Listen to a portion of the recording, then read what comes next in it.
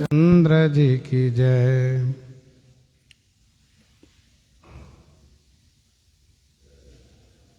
गोस्वामी जी महाराज पूर्व प्रसंग में वर्णन किए।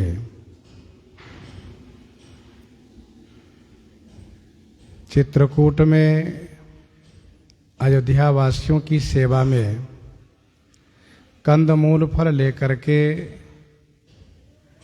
कोल भील आए हैं। इन लोगों की गरीबी देख करके अयोध्यावासी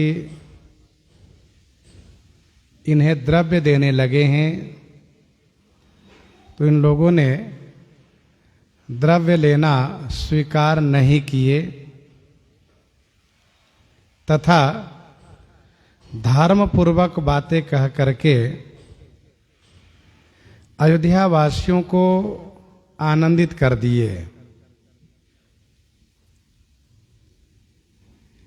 इन कोल भीलों की वाणी सुन करके अयोध्यावासी अपने स्नेह को निरादर करने लगे। तो गोस्वामी श्री तुलसीदास जी ने कहा कि यह है रघुवंश भूषण श्री राम जी की कृपा कि लोहा भी लौका को लेकर के पार कर रहा है, जबकि लौका लोहा को पार करता है। लोग जब तैरने के लिए सीखना प्रारंभ करते थे तो लौका ही कमर में बांध लिया करते थे, जिससे कि हम पानी में डूबने से बचेंगे। तो लौका स्वयं तरता है, औरों को तारता है, लेकिन लोहा स्वयं डूबता है और दूसरों को डुबाता है।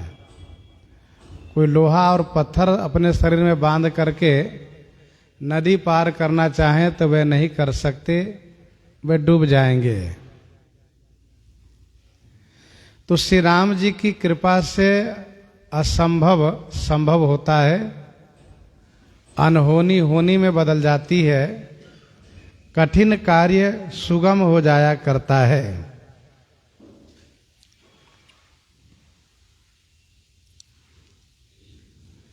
अब आगे कहते हैं कि बिहरहि बन चहु ओर प्रतिदिन प्रमुदित लोग सब जल ज्यों दादुर मोर भय पीन पावस प्रथम। सब लोग प्रमुदित होकर के प्रतिदिन वन में चहु ओर बिहरहि माने विचरण करते हैं। ज्यों पावस के प्रथम जल पा करके दादुर और मोर पीन भय माने पुष्ट होकर के हर्षो उल्लासित होने लगे। मेढक बोलने लगे, मयूर नृत्य करने लगे।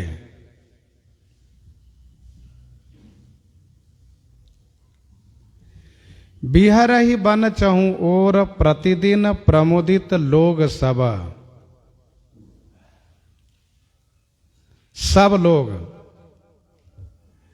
बड़े आनंदित होकर के प्रतिदिन चित्रकूट के वन में विचरण करते हैं। राम शैल वन देखन जाहि जहाँ सुख सकल सकल दुख नाही। सब आनंदित रहते हैं। गोस्वामी जी महाराज इन प्रजाजनों के आनंद को इस प्रकार से वर्णन कर रहे हैं कि जैसे जैसे दादुर और मोर पावस माने वर्षा ऋतु के प्रथम जल पा करके पुष्ट हो करके खुशी प्रकट करने लगते हैं। अर्थात श्री राम विरह रूपी ग्रीष्म ताप से यह प्रजाजन संतप्त थे। श्री राम जी का दर्शन, श्री राम जी से मिलन, यह वर्षा के प्रथम जल का संयोग है। और ये प्रजाजन दादुर और मोर के स्थान में है। पर ध्यान रखना चाहिए कि वर्षा के अंत में पुनः दादुर और मोर की वह खुशी छीन ली जाती है। वर्षा का अंत हुआ कि उनकी खुशी छीन गई। वैसे ही इन प्रजाजनों को श्री राम जी के विरह पर पुनः खुशी छिन जाएगी। अभी तत्काल सबको विशेष आनंद प्राप्त है।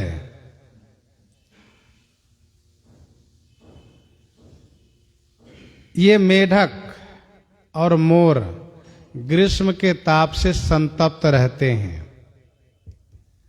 वर्षा के प्रथम जल पाते ही मेढक पुष्ट हो जाते हैं, मयूर नृत्य करने लगते हैं। वैसे ही ये अयोध्या के प्रजाजन श्री राम विरह रूपी ग्रीष्म ताप से संतप्त थे। श्री राम मिलन से सब हर्षोल्लासित है। मेढक बोलने लगते हैं, दादुर धुन चहु दिशा सुहाई, वेद पढ़हि जनु बटु समुदायी। और मयूर नृत्य करते हैं, लक्ष्मण देखहु मोर गण, नाचत बारिद पेखि, गृह बीरति रत हरस जस, विष्णु भगत कहाँ देखि। विष्णु भगत कहाँ देखि। सब बड़े आनंदित हैं। पुरजन नारी मगन अति प्रीति बासर, जाहि पलक सम बीती बासर, जाहि पलक सम बीती। पुरजन नारी मगन अति प्रीति। पुरजन नारी मगन अति प्रीति, बासर जाहि पलक सम बीती। पुरजन माने पुरुष वर्ग, पुर के पुरुष वर्ग और नारी से स्त्री वर्ग, अथवा यूं कह लीजिए पुर नर नारी, तो पुर के नर और नारी अति प्रीति में मगन है। बासर पलक सम बीती जाहि, बासर माने दिन पलक के समान बीत रहे हैं। पुरजन नारी मगन अति प्रीति। श्री राघव की प्रीति में सभी मगन हैं, पुरुष और नारी सब। इसीलिए इन सब के बासर माने दिन पलक के समान बीत रहे हैं। जैसे पलक गिरने में समय जाते पता नहीं चलता है, वैसे ही इनके दिन बीत जाते हैं।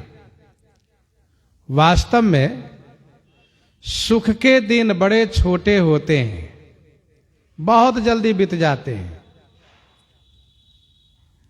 परंतु दुख के दिन बड़े लंबे होते हैं, वो बिताए बीतते ही नहीं। यहां खुशी है, आनंद है, इसलिए बासर माने दिन पलक के समान बीत रहा है। जैसे नित नूतन मंगलपुर माही, नित नूतन मंगलपुर माही, निमिष सरिस दिन जामिनी जाही। नित नूतन मंगलपुर माही, निमिष सरिस दिन जामिनी जाही।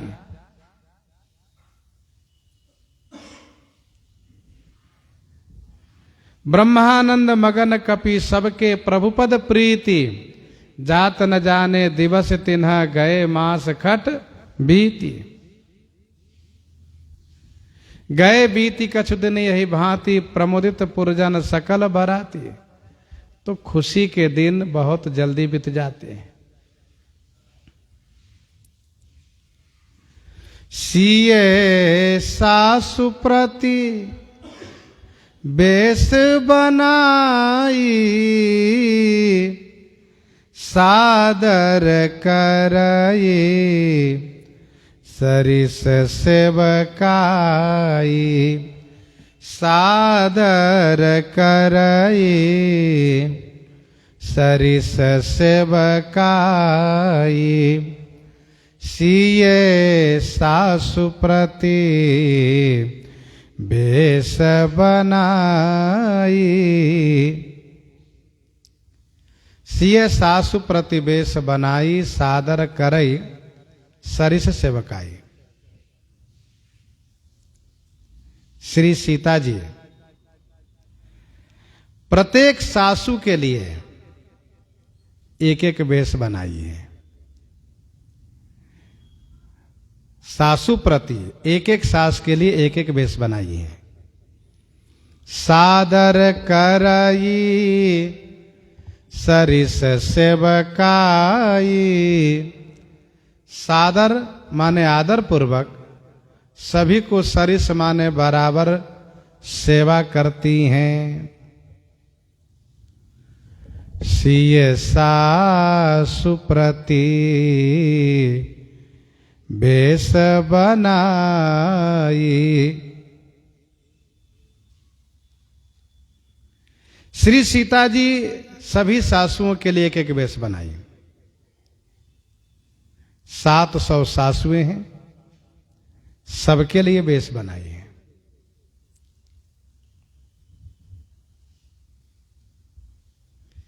किशोरी जी ने श्री अयोध्या जी में वन यात्रा के प्रारंभ में यह सासुओं से कहा था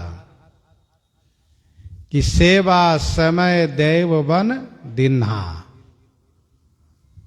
मोर मनोरथ सुफल न किन्हा। मैं जब सेवा के योग्य हुई तो दैव ने मुझे वनवास दे दिया, मेरा मनोरथ अधूरा रह गया।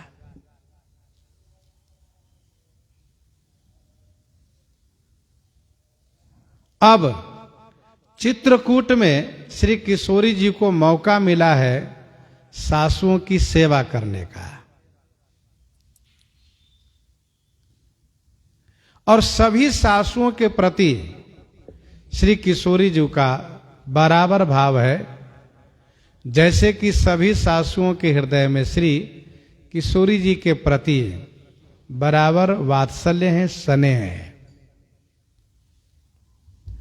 कौशल्यादि सासु गृह माही, सेवई सबन ही मान मद नाही। कौशल्यादि सासु गृह माही, सबकी सेवा करती है। तो यहां पर भी आदर पूर्वक सबकी सेवा बराबर कर रही हैं। सादर करई सरिस सेवकाई।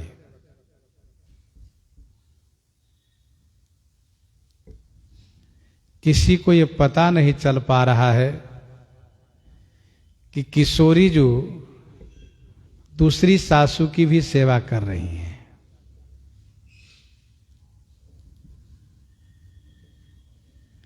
सबको ऐसा ही लग रहा है कि किशोरी जो श्री सिया जो बहुत मेरा ख्याल रख रही हैं, मेरी बड़ी सेवा कर रही हैं।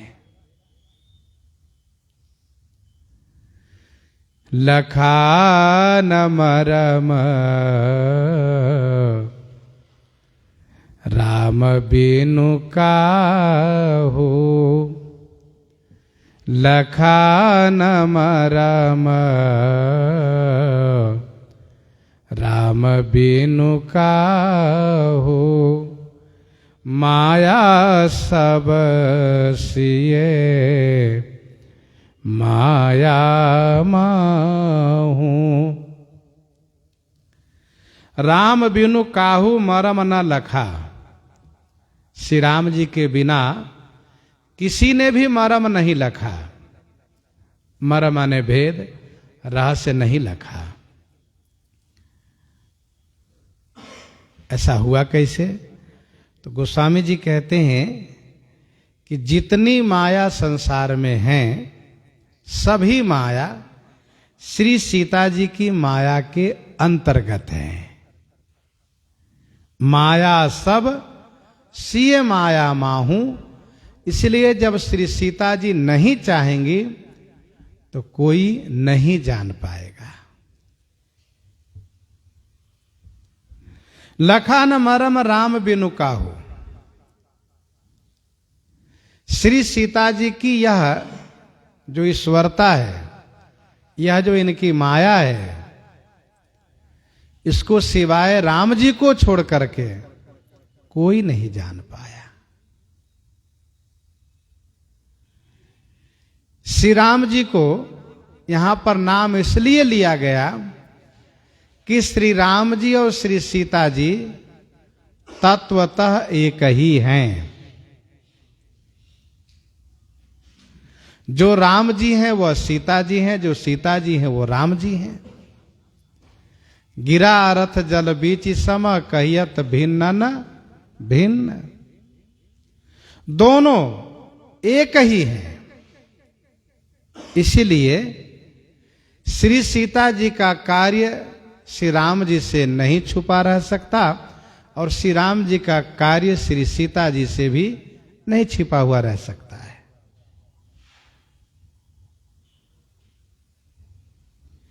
लखान मरम राम बिनु काहू माया सब सिय माया माहू। संसार में जितनी माया है सब श्री सीता जी की माया के अंतर्गत है। सरकार कहते हैं कि आदि शक्ति जही जग उपजाया सो अवतर ही मोरिया माया। श्री सीता जी ही आदि शक्ति हैं, जगदम्बा है। इन्होंने जगत को सृजन किया है, जगत को सृजन किया है। पालन करती हैं, संहार करती हैं। उद्भव स्थिति संहार कारणिम। श्री सीता जी वह हैं जिनसे त्रिदेवी अनेक रूप में अवतरित होती हैं। जासु अंश उपजहि गुण खानी, जासु अंश उपजहि गुण खानी, अगणित लक्ष्य उमा ब्रह्मानी। जासु अंश उपजहि गुण खानी, अगणित लक्ष्य उमा ब्रह्मानी।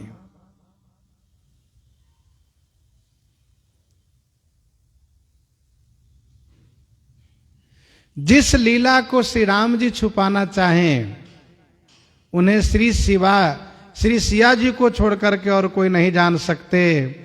वैसे श्री सीता जी जिस लीला को छुपाना चाहेंगी उन्हें श्री राम जी को छोड़ करके कोई नहीं जान सकते। मास दिवस कर दिवस भाव मरम न जाने कोई, तेहि कौतुक कर मरम न काहू, जाना अनुजन मातु पिताहू। कोई नहीं जान पाते। श्री राम जी श्री काकभूषुंडी जी के साथ इतनी बड़ी लीला किए लेकिन किसी को पता नहीं चलने दिए।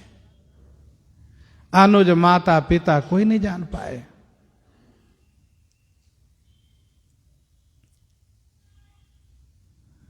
तो श्री सीता जी यहां पर अपना ईश्वरत्व प्रकट किए हैं। जैसे विवाह काल में बारातियों की सेवा में ईश्वरत्व प्रकट की थी। जानी सिए बारातपुर आई, जानी सिए बारातपुर आई, कछु निज महिमा प्रगति जनाई।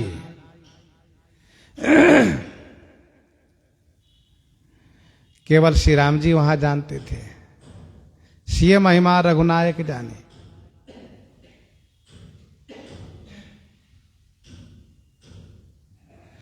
अरण्य कांड में गोस्वामी जी ने लिखा कि निज प्रतिबिंब राखित सीता तैसे शील रूप सुविनीता, लक्ष्मण हूं यह मरम न जाना। पता नहीं चला उनको भी। तो गोस्वामी जी बिल्कुल स्पष्ट कर दिए कि दुनिया की ब्रह्मांड की जितनी माया है, सभी माया श्री सीता जी की माया के भीतर है। इसीलिए श्री सीता जी जिस बात को छुपाना चाह रही है उसको कोई जान नहीं सकते। अच्छा, किसी सासू के मन में यह बात नहीं आई कि मेरी जैसी सेवा दूसरी सासू की भी हो रही होगी। भक्ति देश में वह आनंद प्राप्त होता है कि जीव अपने में ही परिपूर्ण होता है, अपने में ही वह आनंदित होता है। बगल वाले को नहीं देखता है कि उसको आनंद, फिर भी हम बगल वाले को देखते हैं कहीं उनसे मेरा सुख कम तो नहीं है। और यदि कम है तो परेशानी होती है, अच्छी होती है। ये भौतिक देश की और भक्ति देश की ये सबसे बड़ी विशेषता है कि जो आनंद प्राप्त होता है वहीं पर उनको पूर्ण संतुष्टि है। बगल में झांकते नहीं, वे अपने में संतुष्ट है। ब्रह्मांड के सभी सुख प्राप्त होने के बाद भी व्यक्ति को तुष्टि नहीं हो सकती, लेकिन भक्ति में यह विशेषता है कि भगवान की थोड़ी सी कृपा हो जाए तो भक्त वहीं पर संतुष्ट है।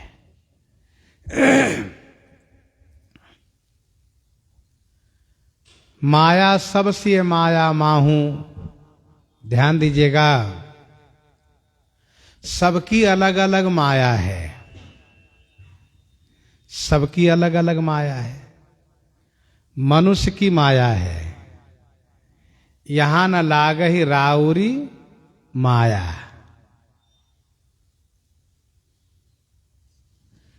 कहई करहु किन कोटि उपाया, यहां न लागहि राउरी माया। माया का मतलब होता है अपने द्वारा प्रभावित करना।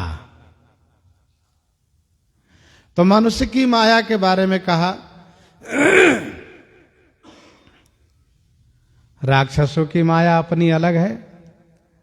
सही न जाय कपिन के मारी, तब रावण माया विस्तारी। तमाम राक्षस लोग माया करते हैं। सही न जाय कपिन के मारी, तब रावण माया विस्तारी। और देवताओं की माया अपनी अलग है। लोग सोग श्रम बस गए सोई, कछुक देव माया मति मोई। लागी देव माया सब ही, जथा जोग जही पाई। त्रिदेव की भी अपनी माया है। त्रिदेव की अपनी माया है। विधि हरिहर माया बड़ी भारी, विधि हरिहर माया बड़ी भारी, सोन भरत मति सकहीं निहारी। ये सब अपनी अपनी सबकी माया है। इसी क्रम में श्री राम जी की भी माया है। अति प्रचंड रघुपति कई माया, जही न मोह अस को जग जाया। सुनु खग प्रबल राम की माया, जो ज्ञान ने कर चिता पहरे। तो यह है सबकी माया। पर गोस्वामी जी बहुत स्पष्ट कर दिए कि जितनी माया है, मनुष्य से लेकर के श्री राम जी तक माया, सबकी माया श्री सीता जी की माया के भीतर है माया सब सिए माया माहू। जितनी शक्तियां हैं, जितनी माया है, सब किशोरी जी की माया के अंतर्गत काम करती है।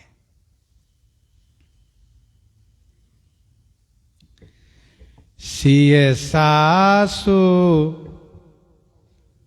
सेवा बस कीन्ही, तिन्ह लहि सुख सिख आसिख दीन्ही। सिए सासु सेवा बस कीन्ही, तिन्ह लहि सुख सिख आसिख दीन्ही। श्री सीता जी सासुओं को सेवा से बस में कर ली और तिन्ह लहि सुख, उन्होंने सुख प्राप्त किया और सुख प्राप्त करने के साथ साथ सिख आसिख दिन ही शिक्षा और आशीर्वाद प्रदान किया। ध्यान दीजिएगा, सेवा में वो शक्ति है, सेवा में वो शक्ति है कि भगवान बस में हो जाते हैं। तो फिर इसमें आश्चर्य क्या है कि यदि कोई प्राणी, कोई जीव बस में हो गए तो सेवा से परमात्मा बस में हो जाते हैं। और बताऊं, सेवा से बड़े बड़े क्रोधी स्वभाव के व्यक्ति बस में हो जाते हैं, क्रूर स्वभाव के जीव भी बस में हो जाते हैं। जीव का मतलब पशु पक्षी से और क्रोधी स्वभाव का मतलब इंसान से, ये बस में हो जाते हैं। पर ध्यान रहे, सेवा धर्म है कठिन। आगम निगम प्रसिद्ध पुराना, सेवा धर्म कठिन जग जाना। सेवा करने में सब सहना पड़ता है। सेवा करने में अपने मन के होने की कभी कामना नहीं करनी चाहिए। सेवा करने में सदैव स्वामी जो चाहें, उनकी जो इच्छा हो, उन्हीं में अपनी इच्छा को मिला करके रखना चाहिए।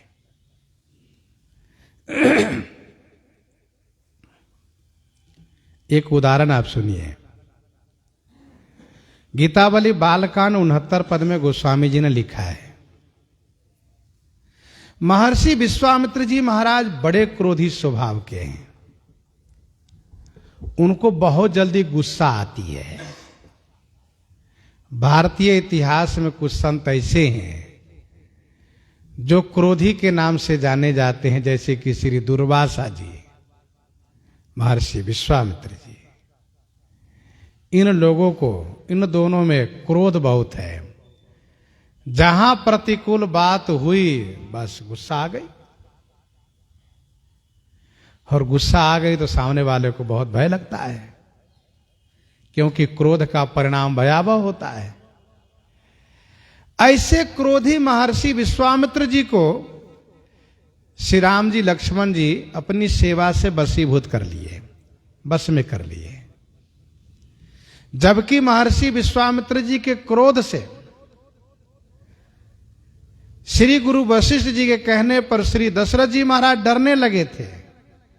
गुरु श्री वशिष्ठ जी ने कहा, राजन, ये बाबा बड़े क्रोधी हैं, ध्यान रखो, ये गुस्सा करेंगे तो बड़ा अमंगल हो जाएगा, इनको गुस्सा ना हो ऐसा प्रयास करो।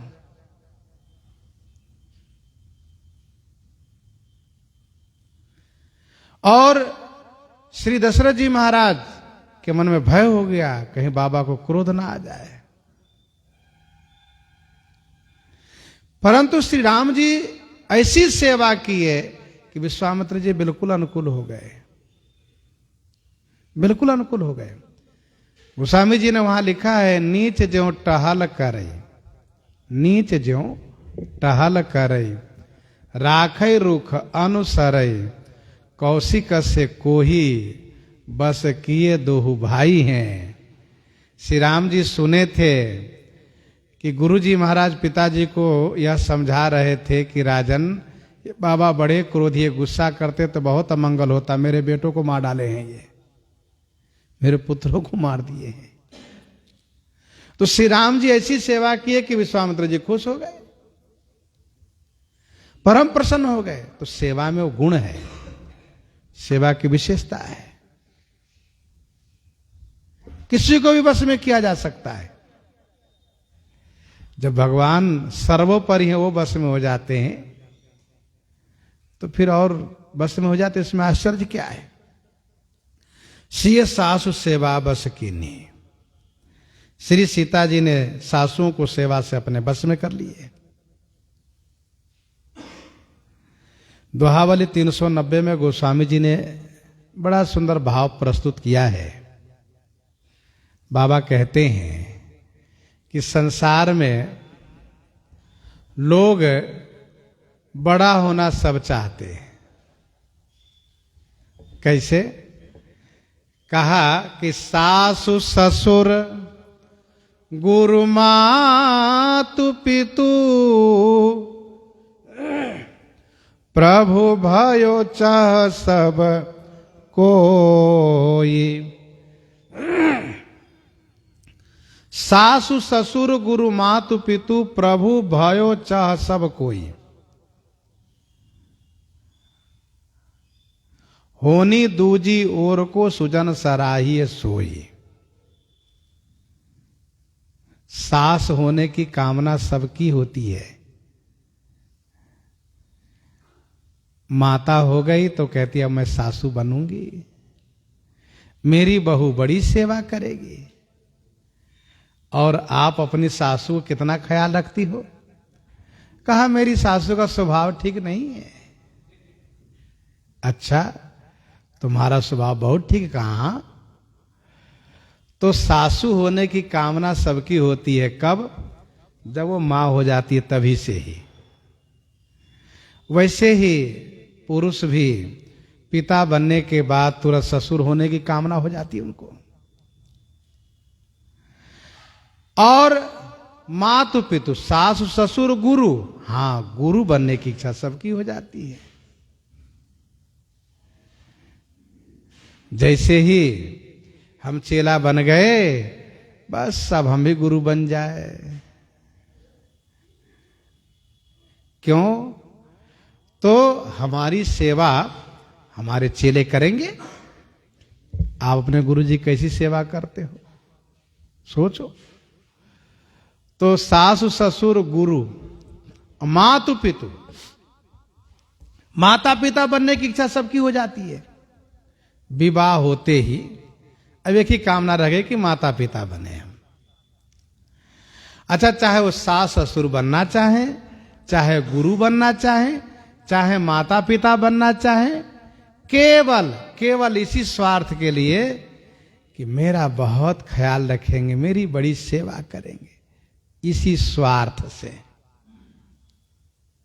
और कोई कामना नहीं है। केवल अपने स्वार्थ के लिए। गोस्वामी जी कहते होनी दूजी ओर को सुजन सराहिए सोई। जो दूसरी ओर को होना चाहे वही सज्जन द्वारा प्रशंसित होते हैं। दूजी ओर होने का मतलब बहू होना, चेला होना, पुत्र होना, ये दूसरी ओर है। बहू बनना नहीं चाहती, चेला बनना नहीं चाहते और पुत्र बनना नहीं चाहते, लेकिन सास ससुर गुरु और माता पिता होना सब चाहते हैं। मानस जी की विशेषता यह है कि मानस जी में श्री किशोरी जी बहू होने का क्या कर्तव्य है, बहू कैसी होनी चाहिए, तो बहू होना ही शिक्षा दे रही है। बहू होना ही शिक्षा दे रही है।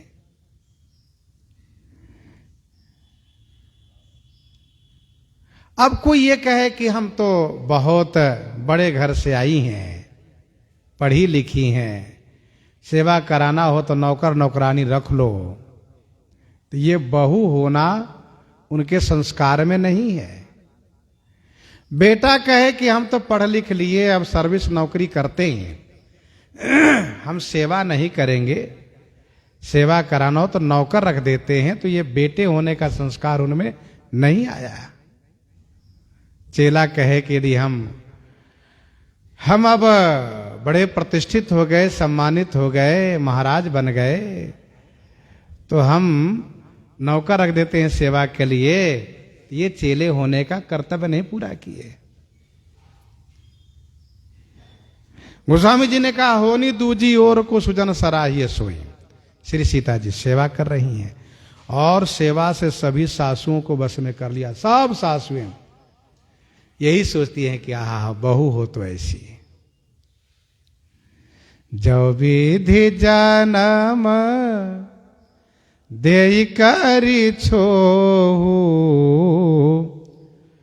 हो राम सिए पूत पतोहु। अब ऐसी बहू सभी सासुएं क्यों नहीं चाहेंगे? सबकी सेवा करती हैं। श्री कैकेयी जी की भी, ऐसा नहीं समझना जी कैकेयी जी की सेवा नहीं कर रही, सो नहीं, इनकी भी सेवा कर रही हैं। सबने आशीर्वाद दी हैं, अखंड सौभाग्यवती भव, खूब आशीर्वाद दिए, सदा सुहागिनी हो तुम जब लगी मही शीश।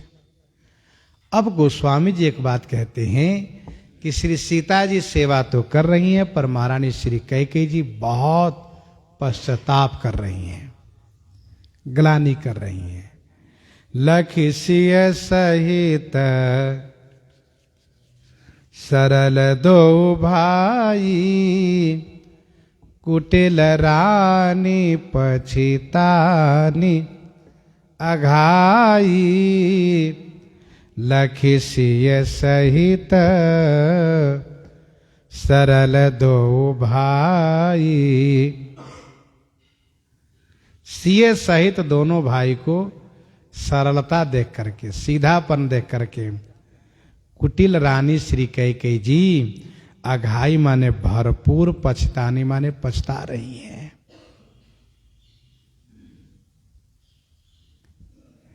महाराजा श्री चक्रवर्ती जी का श्राप लगा है इनको, फिर पछताई हंसी अंत अभागी, भरपूर पछताओगी, सो इन्हें पछतावा हो रहा है।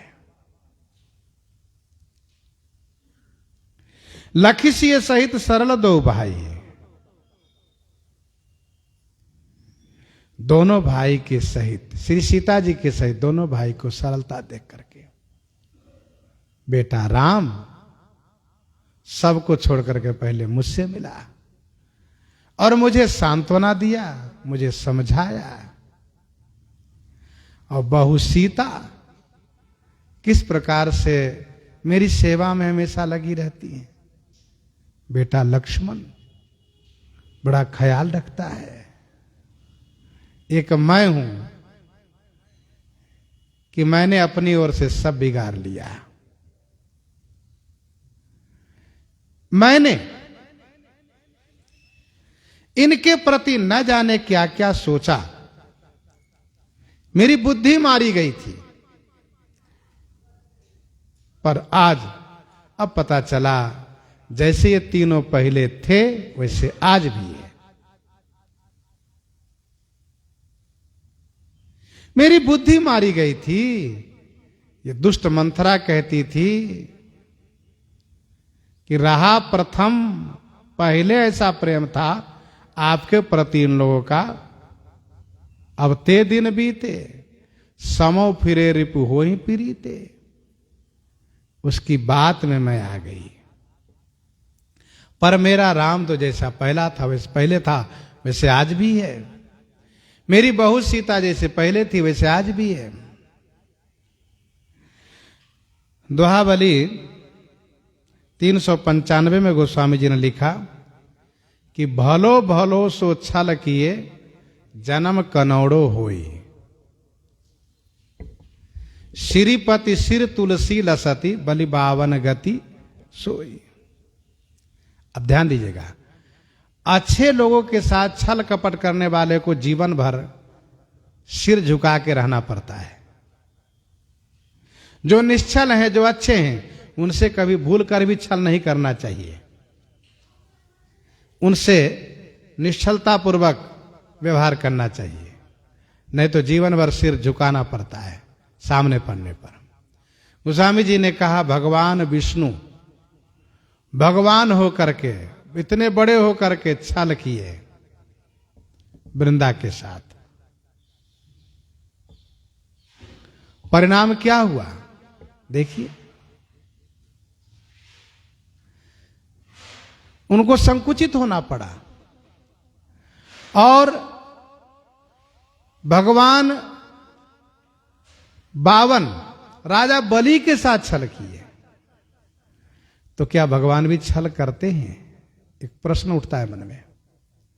तो इसका उत्तर यह है कि देव हितार्थ, समाज कल्याण के लिए, सनातन धर्म की मर्यादा को बनाए रखने के लिए भगवान कभी कभी छल का भी सहारा लेते हैं। जबकि भगवान छलिया हैं नहीं, पर लेते हैं। बावन भगवान बावन रूप में गए राजा बलि के पास, बढ़िया बढ़िया मीठी मीठी और पांडित्यपूर्ण बातें सुना सुना करके राजा बलि के हृदय को बिल्कुल प्रभावित कर दिए। राजा बलि ने उछावर हो गए इनके ऊपर। ऐसा ब्रह्मचारी मैंने जीवन में पहली बार देखा है। अद्भुत तेज, अद्भुत पांडित्य और विलक्षण प्रतिभा, इतना सुंदर मधुर प्रवचन। अब ये ब्रह्मचारी मुझसे जो मांगे मैं सब कुछ दे दूंगा, ये बात उनके मन में आ गई। और तो और जब राजा बलि ने कहा कि आप मांग लीजिए ब्रह्मचारी जी, तो ब्रह्मचारी जी ने बड़ा संतोष दिखाते हुए कहा राजन, मेरे जैसे ब्राह्मण ज्यादा लेकर क्या करेंगे? मेरा तो धन है तपस्या, हम तो तपस्वी हैं, तपश्चर्या पूर्वक जीवन जीने वाले। मात्र 3 कदम 3 पांव भूमि दे दो, बैठ करके भजन करेंगे, गायत्री जाप करेंगे, भजन करेंगे। कितना छोटा सा मांग। और जब संकल्प हुआ तो उस छोटे से मांग को कितना बड़ा किए।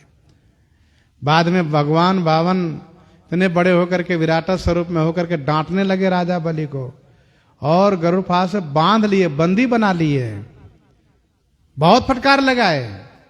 राजा बलि कह सकते थे आपने मेरे साथ छल किया है, आप इतने छोटे बन के आए थे, इतने बड़े होकर नाप रहे हैं। लेकिन राजा बलि ने ऐसा कुछ नहीं कहा। राजा बलि के हृदय में उनके प्रति प्रेम है, भक्ति है, भगवान है। ये सब तो इन्हीं का है, कोई बात नहीं। और जब इनकी विनम्रता देखते हैं तो भगवान इनको बुद्धि देते हैं, और इनके तर्क, इनके वचन के आगे भगवान प्रभावित हो जाते हैं। कहने का अभिप्राय यह है कि बड़े लोगों से समझदार सज्जन, बड़े लोग और समझदार सज्जन, साफ शुद्ध हृदय वालों के साथ कभी छल नहीं करना चाहिए, अन्यथा जन्म कनौड़ो होई। आज श्री कैकेयी जी को बड़ी ग्लानि है। मैंने राम को असाधु समझा था, मैंने राम को बंद दिया, मेरी ये बहुत बड़ी भूल हुई। श्री कैकेयी के लिए गोस्वामी जी कहते हैं कुटिल रानी, कुटिलता कर चुकी है, कुटिल रानी अघाई पछताई भरपूर पछता रही हैं।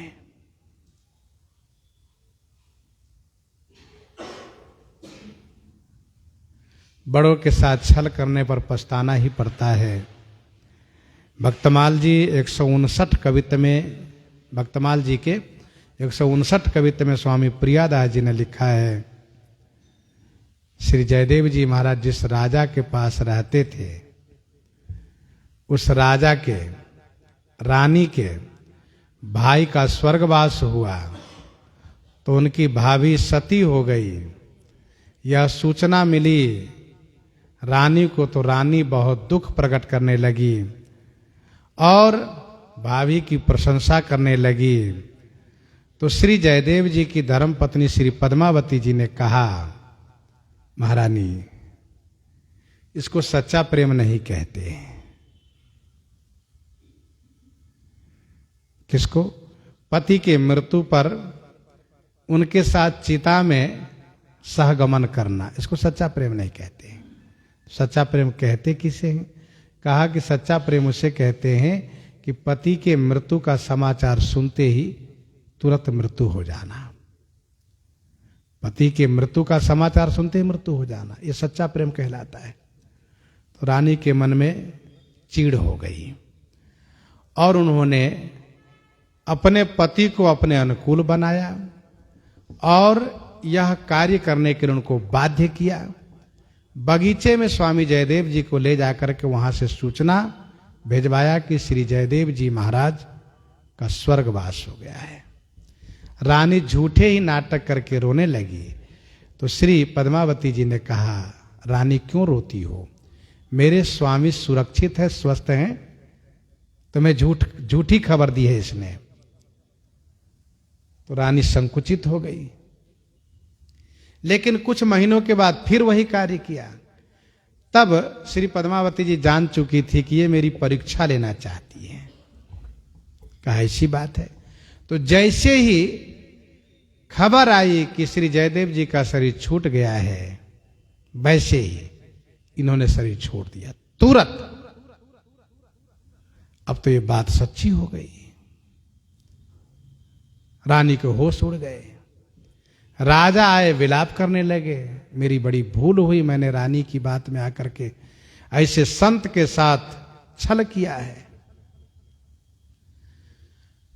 जयदेव जी ने उन्हें समझाना चाहा कि संसार की व्यवस्था ऐसी है कि जो आता है उसको एक दिन जाना पड़ता है, ये मृत लोक है, एक दिन तो जाना ही है, तो इसमें रोने की क्या बात है? नहीं, राजा ने कहा, नहीं महाराज, मेरी इच्छा है कि आप इनको जीवित कर दीजिए।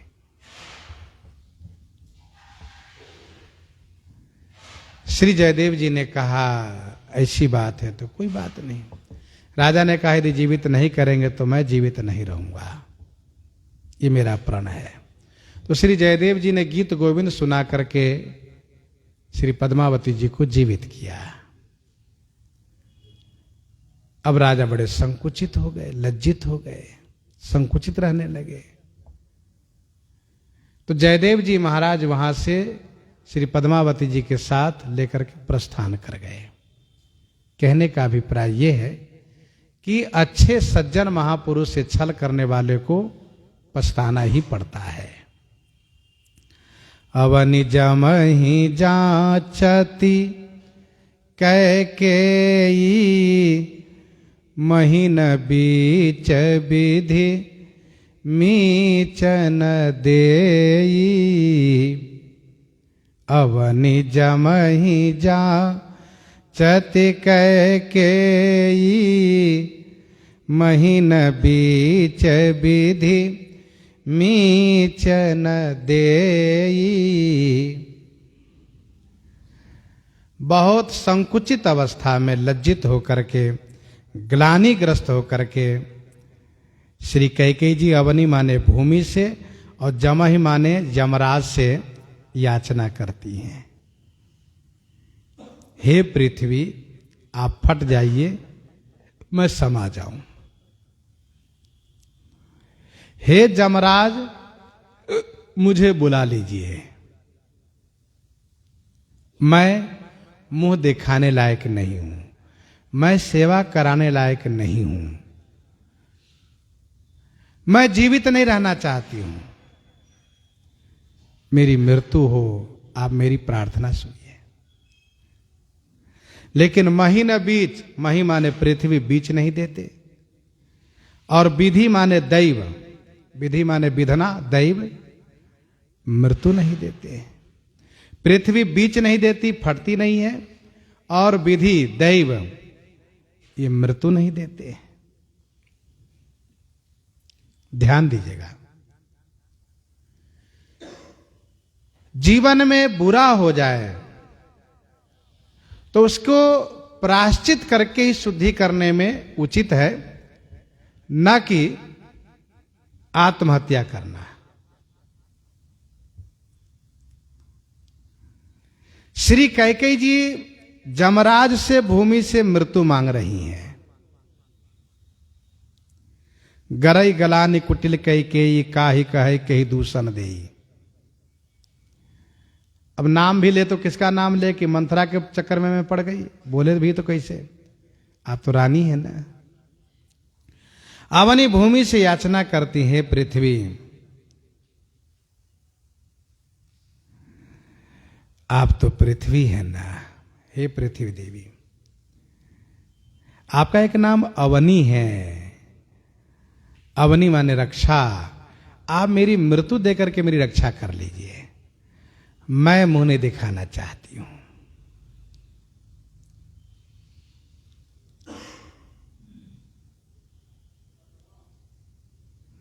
जमराज से मृत्यु मांगती है। जमराज, आप तो सबको उठवाते रहते हो ना, बारी बारी से भेजते रहते, अरे का दूत इधर भेज दो ना,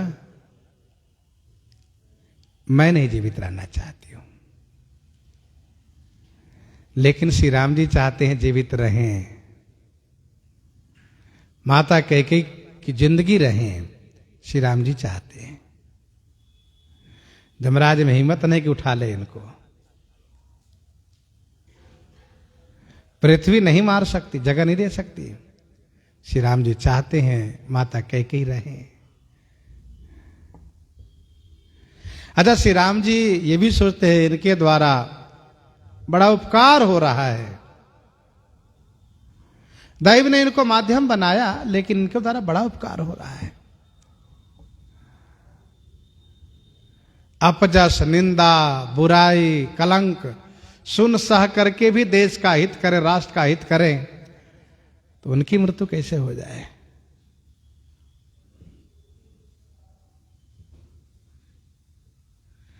महीन बीच विधि मीच न देई, पृथ्वी जगह नहीं देती है, विधि माने दैव मृत्यु नहीं देते।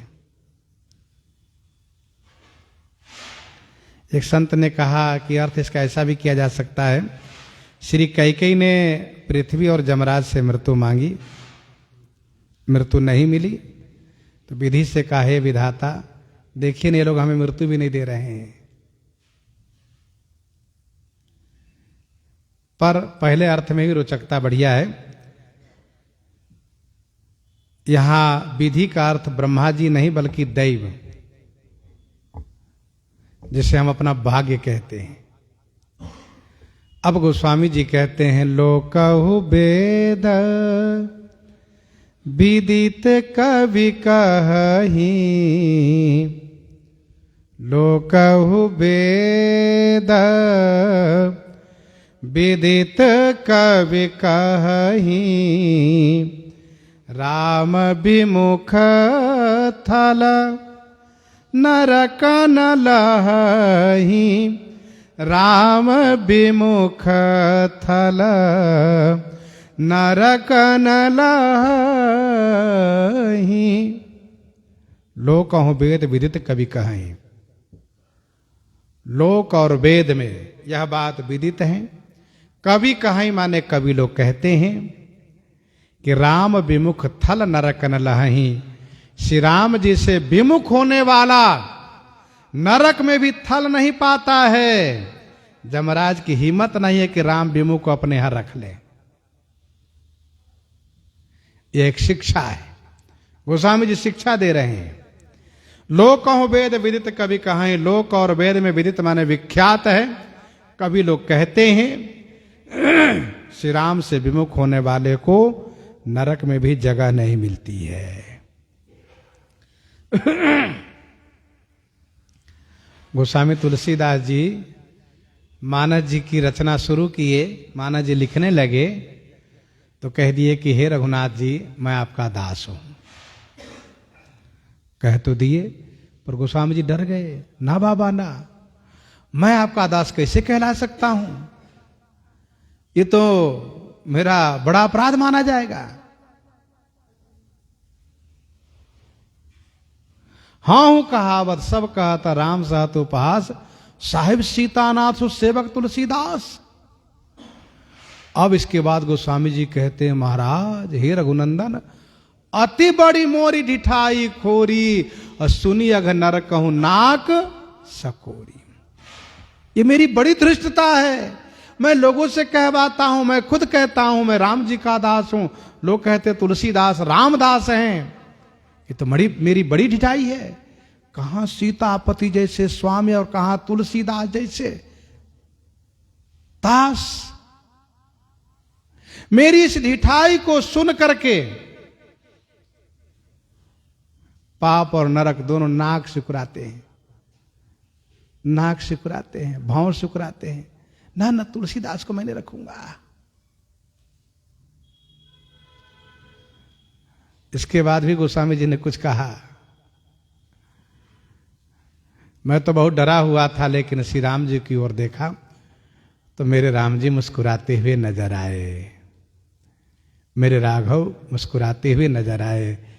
तो मुझे लगा कि नहीं नहीं, मेरे राम जी अनुकूल है, मेरे राम जी प्रसन्न है तो ठीक है। समुझ सहम मोहि अपडर अपने, सो सुधि राम किन्ह नहीं सपने।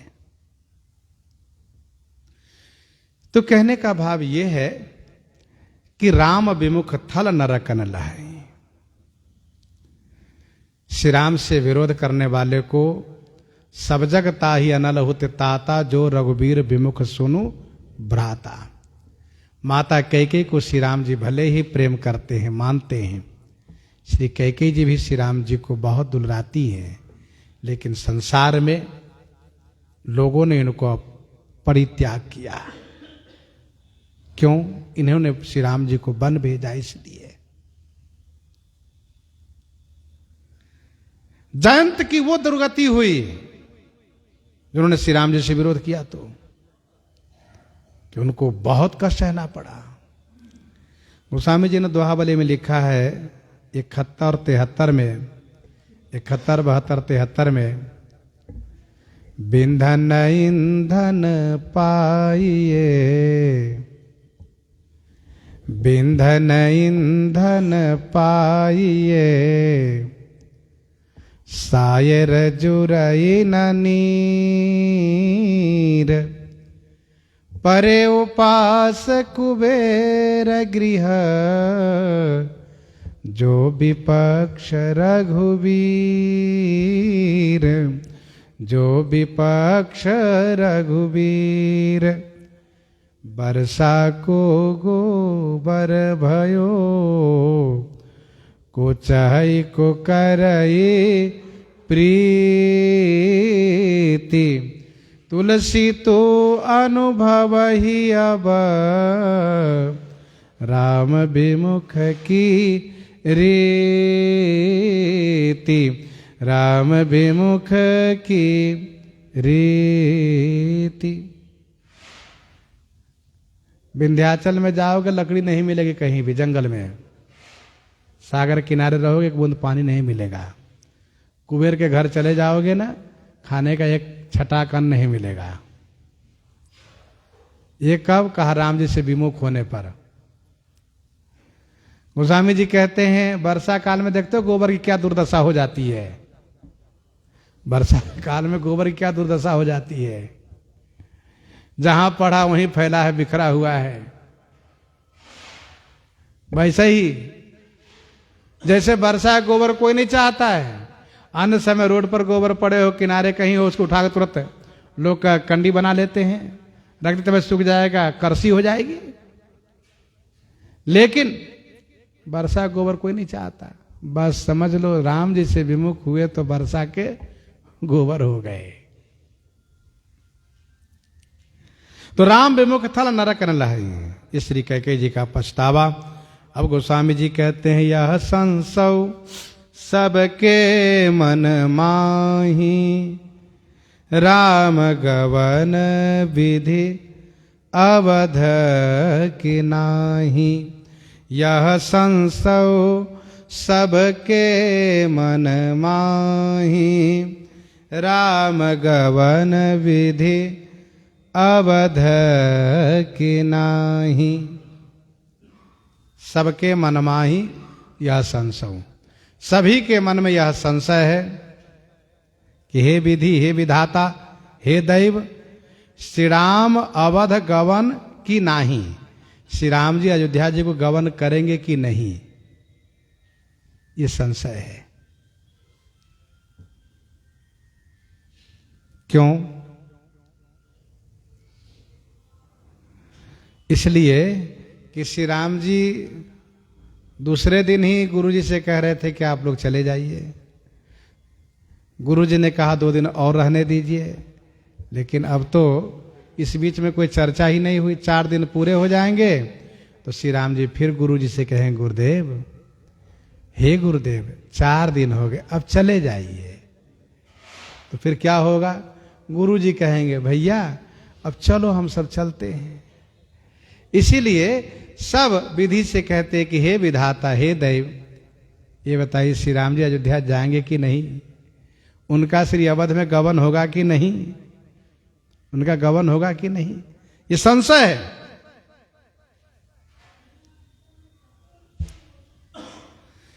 निशिन नींद नहीं भूख दिना, भरत विकल सूचि सोच।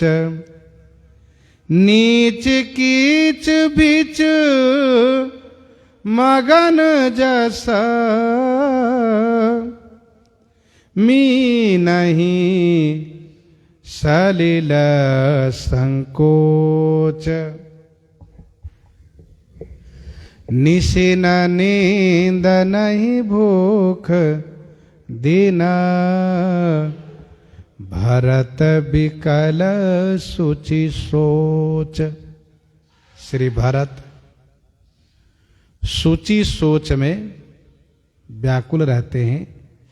इनको निशी मन रात में नींद नहीं आती है और न दिन में इनको भूख लगती है। जस जैसे नीच कीच बीच मगन, सलिल संकोच मी नहीं। जैसे नीच कीचड़ के बीच में डूबी हुई मछली जल को संकुचित देख करके, जल को सूखता हुआ देख करके व्याकुल रहती हैं, वैसे श्री भरतलाल जी महाराज बड़े व्याकुल रहते हैं। श्री भरतलाल जी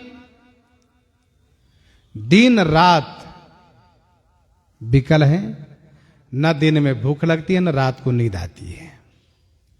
सूची सोच, सूची सोच माने पवित्र सोच है। ध्यान दीजिएगा, सोच सबका अलग अलग होता है।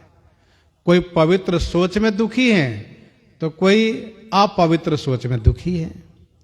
कोई पावन सोच में चिंतित है, कोई अपावन सोच में चिंतित है। और पावन सोच क्या है?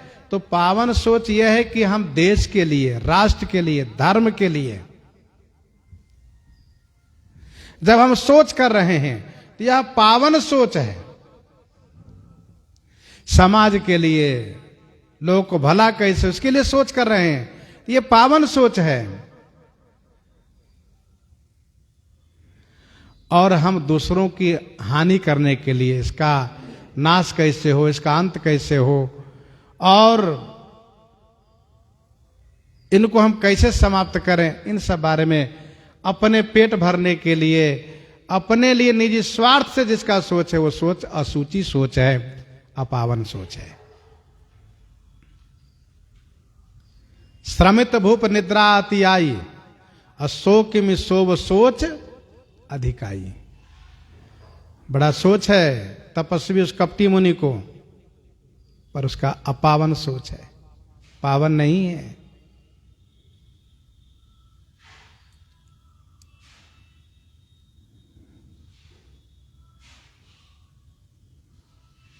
जब ते कुमति कुमति जी ठयो, सियाराम, जब ते कुमति सुना में रानी, भूख न बासर। तो ये अशुचि सोच है।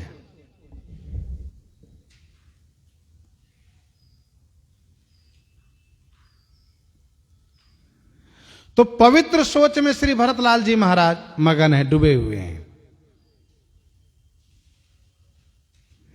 मछली अथाह जल में सुखी रहती हैं, लेकिन जब जल घटने लगता है तो मछली कीचड़ में चिपक जाती हैं और व्याकुल हो जाती है कि जल तो सूखने वाला है। और ये कीचड़ ये तो नीच है, जब तक इसमें आर्द्रता रहेगी, जब तक इसमें पानी का अंश रहेगा, तभी तक मैं जीवित रह सकती हूं, नहीं तो मेरी मृत्यु हो जाएगी। वैसे श्री राम संयोग रूपी जल सूखने जा रहा है, ये वियोग रूपी कीचड़ में डूबे हैं श्री भरत। किन्हमा तुमी से काल कुचाली, इति भीति जस पाकत साली। किन्हीं मातुमिस काल कुचाली, मातुमिस माने माता के बहाने से काल ने कुचाल किया है। ईति भीति जस पाकत साली, जैसे साली माने धान पकने पर इति का भय हो गया हो। अब श्री भरतलाल जी इसी चिंता में डूबे हैं कि केहि विधि होई राम अभिषेकु, मोहि अवकलत उपाओ नयेकु। श्री भरतलाल जी रात रात भर सोचते हैं, दिन दिन भर सोचते हैं। प्रसंग को हम आप हैं हृदयांगम करते हैं। आइए श्रवण करते हैं श्री वैराग्य संदीपनी से।